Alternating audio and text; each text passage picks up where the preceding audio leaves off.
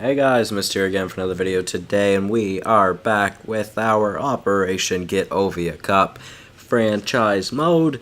And in this one, we will be signing some free agents, getting prepared for the regular season of year number 3, which I'm pretty damn excited for. Will I get some simming done in this episode? More than likely, I should. We will see, though. Now, I left you guys off in the last episode almost a week ago about who we should sign from free agency. So what I had thought about was signing Blake Wheeler to add some very good defensive help onto our top line with Ovechkin and Backstrom, which is still the plan. And then also Oliver Ekman-Larsson to help us on the blue line to put up more points instead of someone like Marc-Edouard Vlasic. Now, as you can tell, we have $18.1 million in cap space, and if you guys are wondering how that happened, if you are familiarized with the last episode, we actually only had $7-ish million in cap space, I believe. And, yeah, so actually, we made some trades. Yeah, so we started off with the Vlasic trade. So we traded Marc-Edouard Vlasic for a 2020 first, a 2021 first, and a 2020 second round pick from Arizona. Now, Arizona's not a great team, plus they just lost Ekman-Larsson, although they are looking to sign Panarin and Doughty in free agency. I saw that on the activity feed. I believe it was in the message center. Arizona Coyotes have made room in their cap express interest for Artemi Panarin, and Drew Doughty has interest from the Arizona Coyotes as well. So, yeah, you can see that. But yeah, so I made that trade, which will hopefully bring us high draft picks or lottery picks, because like I said, their team is not very good, and getting those two first round picks could really help us. Now, and again, that also cleared up a lot of cap space for us.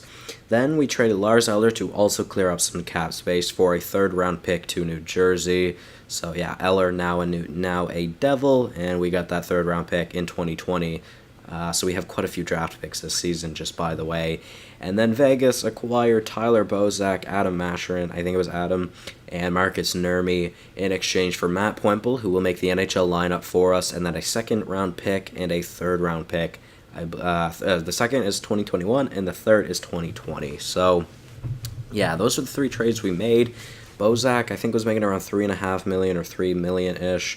So clearing that cap space up, it definitely helped, as well as Eller. I think he was around that same cap hit.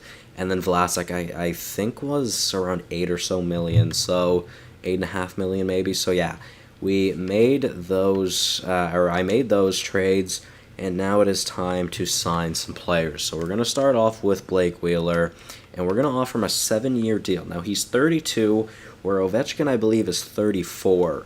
So Ovi would retire before Wheeler would.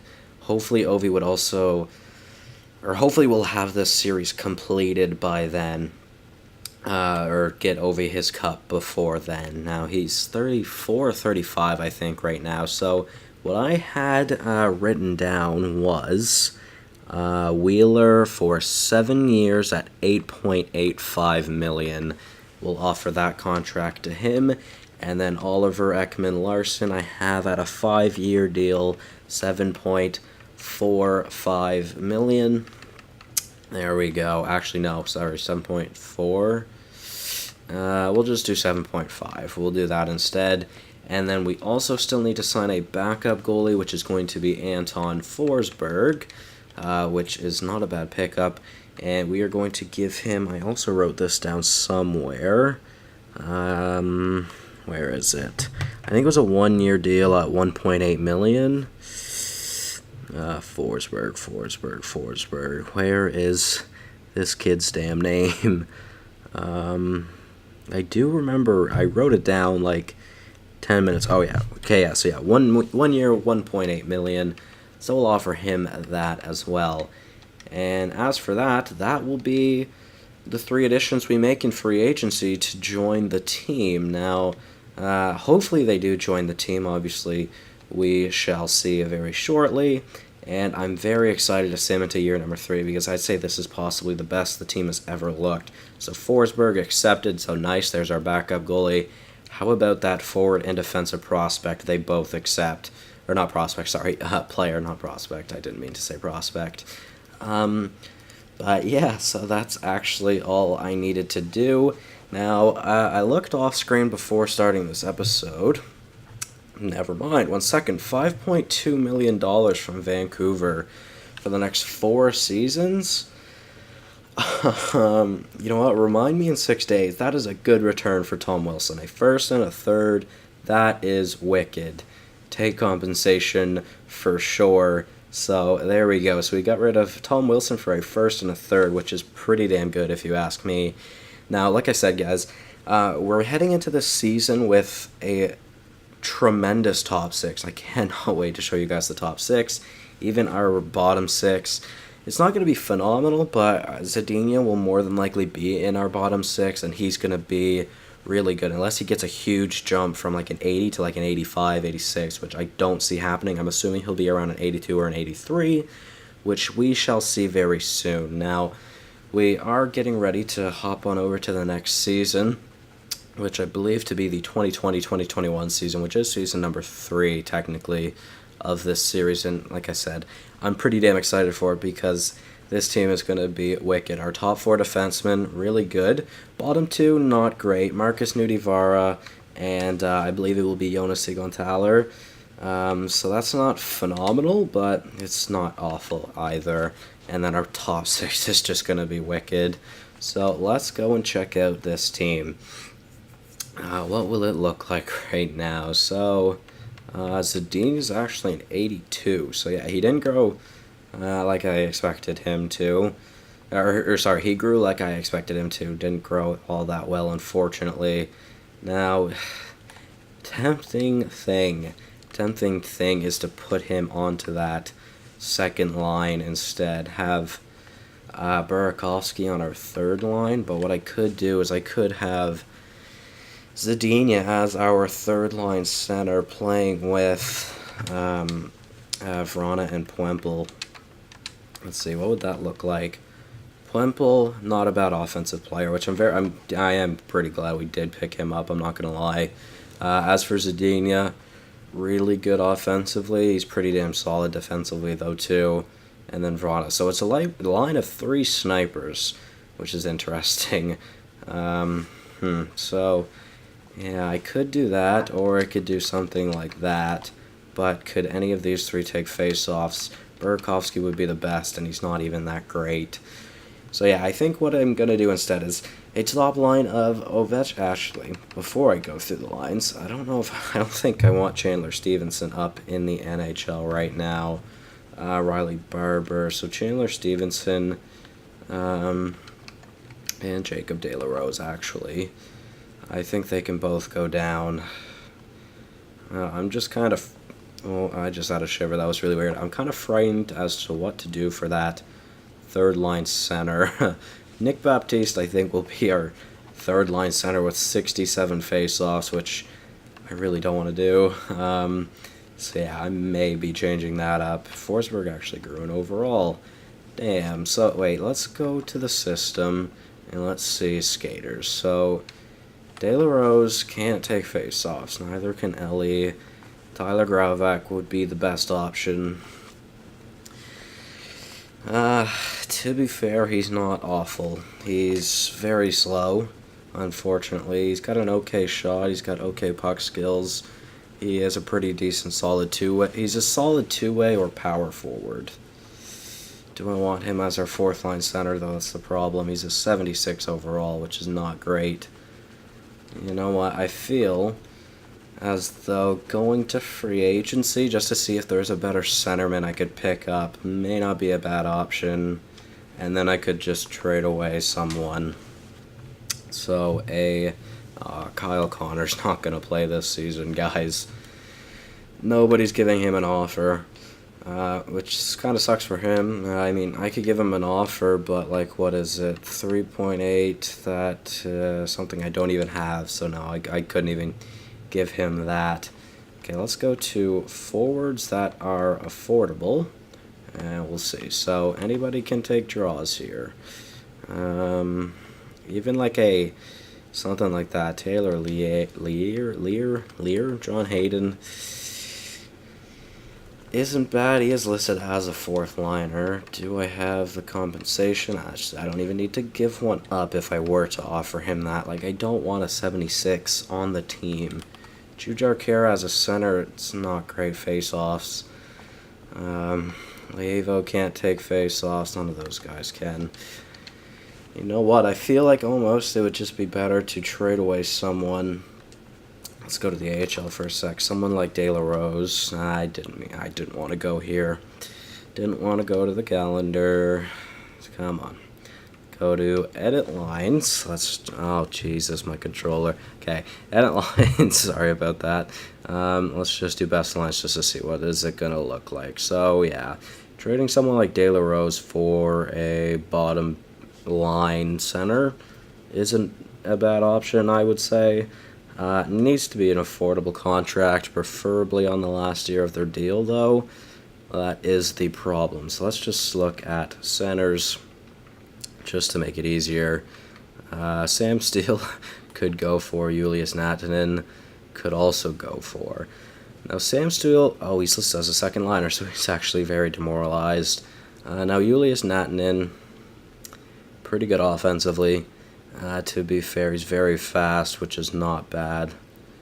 But he's got a lot of value, so I don't know if I'd be able to get that. So we could go for another traded player from Arizona and Tyler Steenbergen, who has awful face-offs. What about Ryan McInnes? Not too bad. He's got a decent amount of value, though. Would he ever grow much more than a 78, though? That's the thing.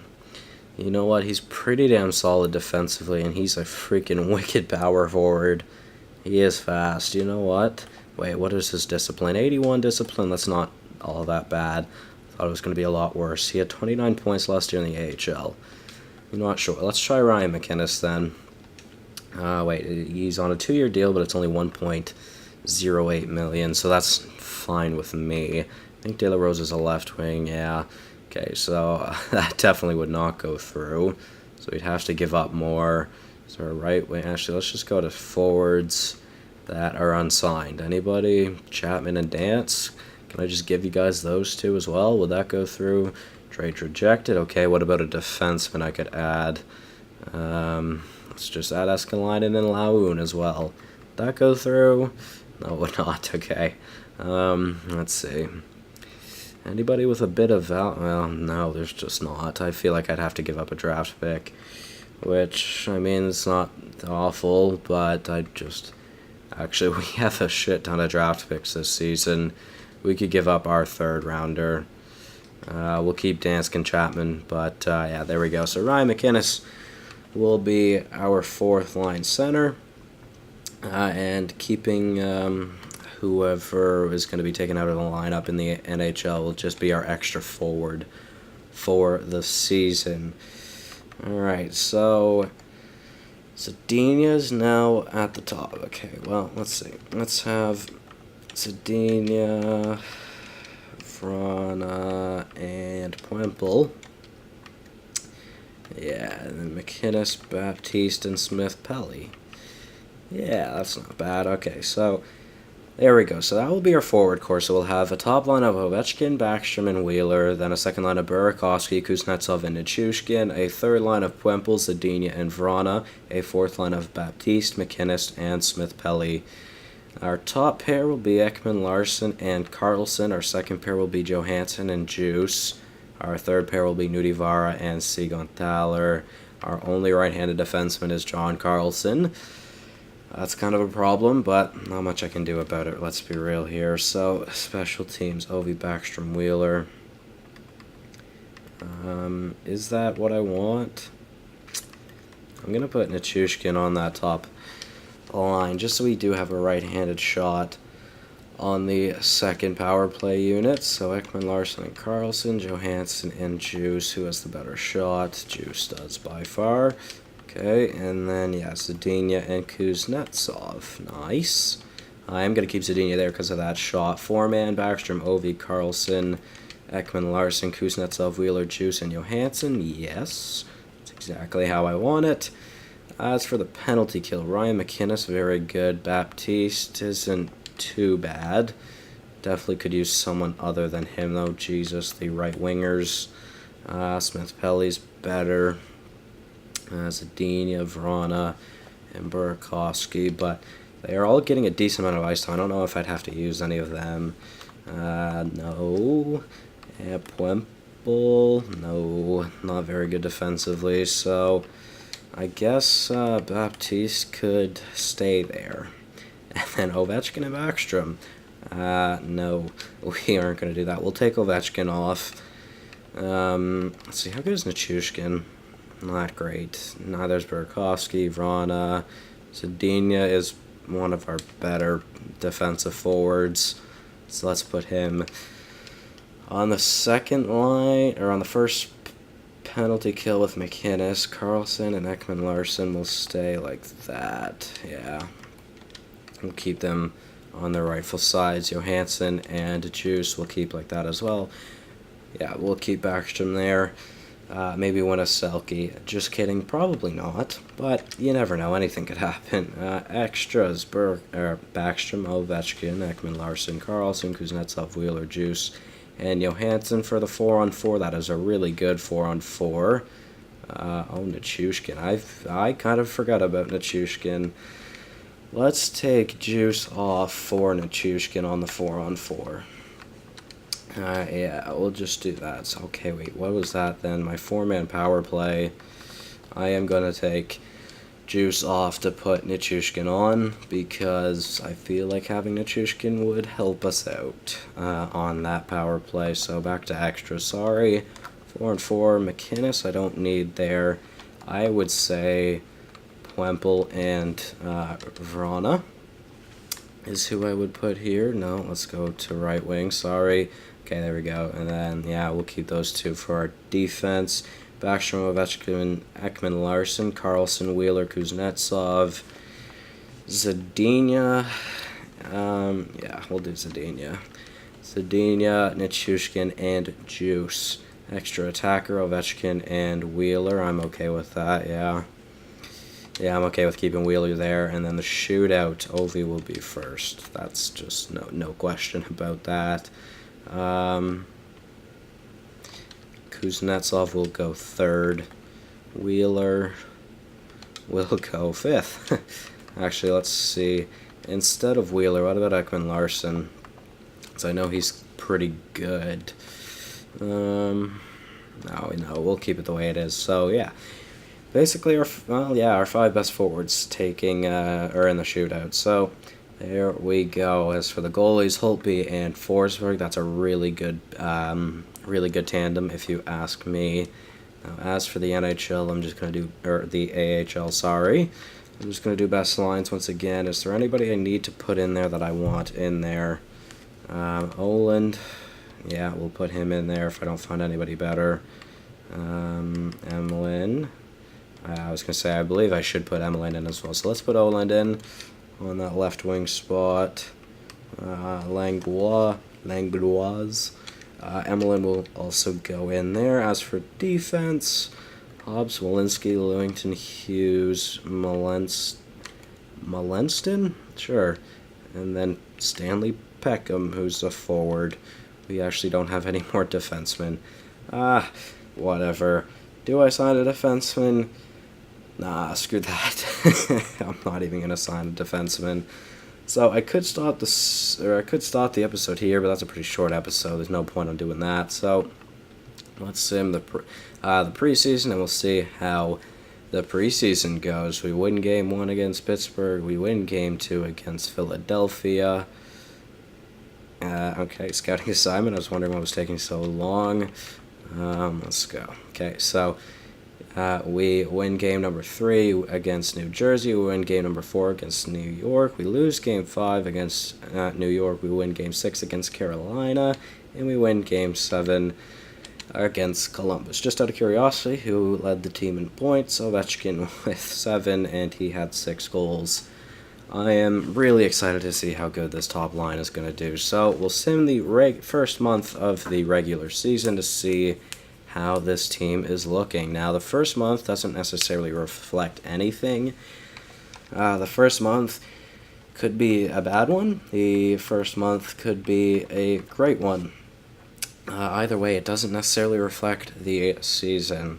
Like, we could go 10-0 in our first 10 games, and we could end up missing the playoffs. Like, it's a possibility. We could go 10-0 and then having a 50-win season. Like, it's just, it all depends. It really does. So, like I said, that's why I don't like the stats from the first month, because I just find it really doesn't show you what your team is actually going to look like throughout the regular season. So that's why I like doing or after the second or third month, I think that is when you've got a pretty good idea of how you're going to do. So in our first 10 games, we went 5-4-1, which isn't too bad. We're getting a lot of points. We do have 14 points after the first month out of a possible 16, and then 8. So yeah, 14 out of a possible 24 isn't too bad. Could be a lot better though. Interesting. So our top line. Let's go see. I mean, like I said, first month stats really don't matter all that much, I find. So Ovechkin with 6 goals. So that top line isn't doing bad. Second line's not doing bad.